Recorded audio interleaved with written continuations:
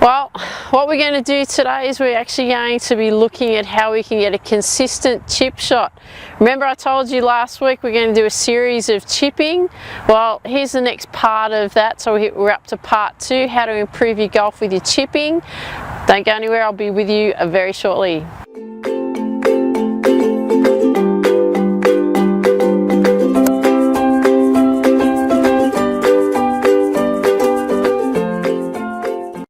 Hey there, Tiffany, the lady golf teacher here, and welcome to today's tip. Yes, what we're going to be talking about is chipping again today, building this consistency with our chip shots. Now, what I've actually got with me today is a 56 degree, okay, so sand wedge is a 56 degree wedge.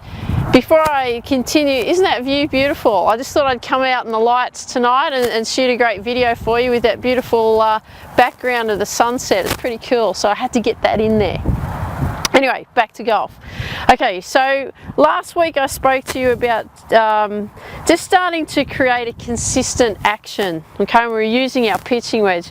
Well, what we're going to be using today is the sand wedge, and what I want you to do is work on creating a consistent action, right? So we're going to just do a nice little short back and through swing, right? So all we're going to do is just tiny little back and through. Now what we want to be able to do is we want to be able to create the same distance when we do the shot, okay? So this is going to be your challenge for when you're playing. So when we're going back and through, we want to create this very, very similar distance with the balls. We'll just do one more. Okay, now notice the chip shot is just a simple back and through action. It's very small, but the big thing that I want you to be aware of is when I come through, I'm actually holding the finish, okay? It's very controlled. If you notice, my backswing was always a very similar length, because if you see these balls over here, right, what you actually see is that you see that they've all finished in a similar area. So that's telling me that my shot is consistent. Now, I asked you to have an experiment with that last week, and whether you did or you did not. I'm just coming up to the camera to see if you can actually see the balls. Yes, you can. Great.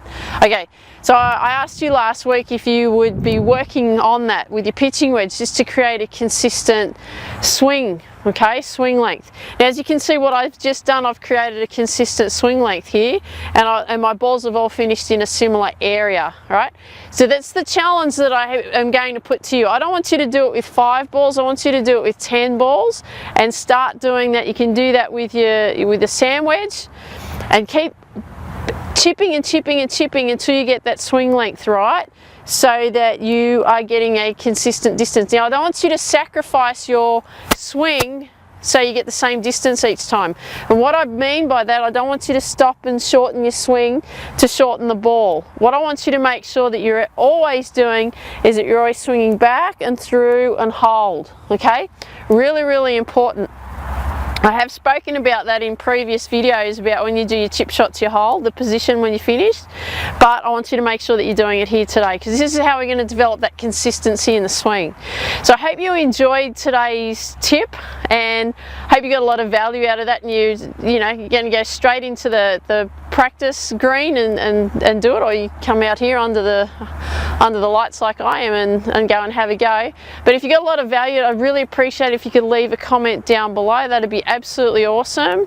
And remember this, tee it high, let it fly. See you soon. Okay, have an awesome day. Bye bye.